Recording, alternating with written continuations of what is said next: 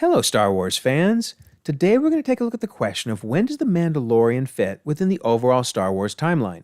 Now, with Season 3 releasing on Disney Plus, and it's going to be awesome, it's a great time to review the complete Star Wars timeline and look at where The Mandalorian fits within it. So let's dive right in and see what we can find out. So all Star Wars entries have been given a year, such as 5 in this case, and then a designation of BBY or ABY. It was kind of a fan-driven thing, but it's great to see that finally, with the latest entry, Andor, which is where this screen capture comes from, we finally saw a year designation on screen, BBY 5 in this case. So what exactly is BBY and ABY? It refers to before the Battle of Yavin or after the Battle of Yavin. Yavin, you might remember, is the planet that the Death Star was orbiting around when it was destroyed in Star Wars A New Hope. And if anything should be the 0 point in the timeline for Star Wars, it should be that episode. So if we look at the timeline, sure enough, A New Hope, Episode 4, is 0 BBY, because it is basically the Battle of Yavin. And then everything is either placed on the timeline before that or after it.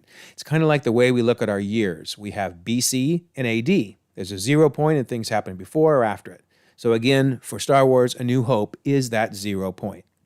Then the next entry, Episode 5, Empire Strikes Back, is 3 years later in the timeline, so it's 3 years ABY, or after the Battle of Yavin in New Hope. All right, and then finally we get to Episode 6, which is 1 year later, or 4 ABY. And then honestly, it felt like this was all we were going to get. I mean, a decade goes by, even more, and it's just nothing, silence, until finally we get Episode 1, The Phantom Menace. It takes place 32 years before A New Hope, so 32 BBY. Then Episode 2, Attack of the Clones, advances the timeline by 10 years to 22 BBY. And Episode 3, Revenge of the Sith, advances another 3 years to 19 BBY. But it really felt like there was a lot of story to be told between Episode 2 and Episode 3. And as it turns out, yes, there's 7 seasons worth of story to be told.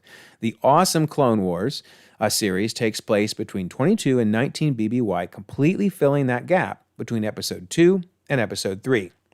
And it was so popular, in fact, that this idea of telling us some of the backstory we didn't know about really caught on, and we got Star Wars Rebels. Rebels goes from 5 to 0 BBY, so basically tells us everything leading right up to A New Hope. And then we got the sequel trilogy. 34 years after A New Hope, we get Episode 7, so it's therefore in 34 ABY. Then we jumped back to pick up Rogue One, which is basically a direct prequel to A New Hope, so it's in 0 BBY. Then we jumped forward to The Last Jedi, Episode 8, which is basically the same year as Episode 7, so 34 ABY. Then we jump back to pick up the history of Han Solo in Solo, a Star Wars story, which took place over a couple years from 13 to 10 BBY. Then we jump forward to Star Wars Resistance, which, similar to the Clone Wars and Rebels, is a direct prequel to A Force Awakens, filling in a little bit of the information about the things we didn't know, so it's also in 34 ABY. Then we get the final episode in the sequel trilogy, Episode 9, which is 1 year later in the timeline, so 35 ABY. Then we get The Mandalorian, which of course we're just getting Season 3 out now, but all 3 seasons so far have seemed to be around the same time frame. We'll have to wait and see how far The Mandalorian Season 3 advances things, but for now, I'm placing it in 9 ABY until we know more. Then we go back to The Bad Batch, which is on its 2nd season now, but it is covering the time directly after Revenge of the Sith, even overlapping a little bit with it and then carrying us forward so we know what happened right after that, so 19 BBY. Then we jump forward to pick up Book of Boba Fett, which is the same time frame as Mandalorian. Then we jump back to pick up some history about Obi-Wan, which was only 1 year after Solo, a Star Wars story, so 9 BBY. And finally we get Andor, which for now was that 5 BBY we saw earlier, but eventually will, by the time the series ends, lead right up to Rogue One. So we'll run parallel to Star Wars Rebels and lead us into Rogue One and A New Hope. So, wow, pretty wild how Star Wars has basically given us 3 trilogies and then has continued to fill things in, fill in the gaps. I mean, there's so much rich story to this history of Star Wars that I think they can continue doing this for years to come. And we already know we're getting Ahsoka and Skeleton Crew. Those are both going to be around the time frame of The Mandalorian as well. So yeah, it's going to be a great year for Star Wars fans. But there is one more thing I do want to cover. And I didn't put it in this timeline because honestly, it's a little tricky to combine them both. It just gets confusing a bit.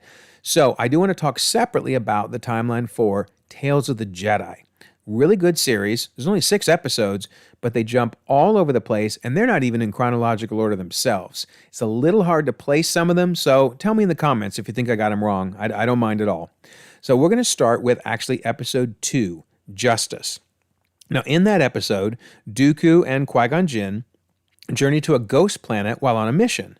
Now, given that the episode depicts a younger version of Dooku before he left the Jedi Order, and if we assume Qui-Gon Jinn is at the time an older Padawan, roughly the same age as Obi-Wan was in Phantom Menace, then we could maybe estimate that it takes place in 60 BBY, so that would make Qui-Gon Jinn about 20 years old. Again, total guess. Tell me if you don't agree, that's fine. Then we're going to advance to episode 3, Choices. Now in this one, Dooku and Jedi Master Mace Windu are brought together to investigate the death of Master Katri.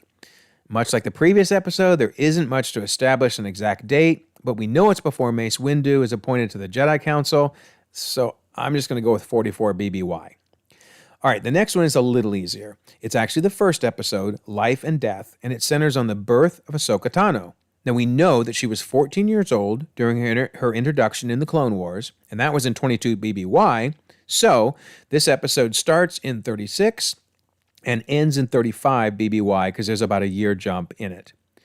Now, the 4th episode is actually the easiest one to place, The Sith Lord. It's a direct callback to Star Wars Episode 1, Phantom Menace, as it grapples with Qui-Gon Jinn's unfortunate death in 32 BBY.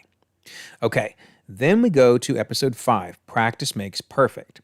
So in this one, Ahsoka trains with Anakin Skywalker. Now, Ahsoka is wearing a hybrid version of the outfit that she wears as both a younger and an older Padawan, so that kind of helps maybe place the beginning of the episode. But the episode has multiple time skips. It jumps first to when Ahsoka is an older Padawan, and then even to moments before she and Rex face the brainwashed clones in the Clone Wars Season 7 finale. So that basically means that the events of this episode happen between 21 and 19 BBY. And then finally we move to Resolve. So the beginning of the episode is easy to place because it starts with Padme's death in 19 BBY, which of course happens in Star Wars Episode 3, Revenge of the Sith. However, it then has a time jump, an unknown amount of a time jump, in fact, to when Ahsoka is getting ready to join the rebellion. So I don't know. I don't know what to do with it. We know for certain it starts in 19 BBY. I'm going to put the time jump around 5 BBY just because I think it'd be cool if this episode basically leads into her appearances in Rebels, which of course are in 5 BBY. So let me know what you think. If you don't agree with these dates, that's perfectly fine. I'd love to know your opinions. But there you go. That is the complete Star Wars timeline. So one other thing I want to mention, we do have a Discord server. It is mostly MCU talk, but we do have a Star Wars channel that's been picking up more and more chatter. And in fact, with Mandalorian coming out with Season 3, I suspect there's going to be a lot of discussion. So we'd love to have you join if you'd like to be part of the conversation. I will put a link as a pinned comment to this video that will let you join the server. Also, I'm going to have a link to this timeline doc in case you want to download that for reference and have a copy. All right, so also, if you don't mind, like this video, you can subscribe if you haven't already, you can check out more content, and we can all enjoy Mandalorian Season 3 on Disney+.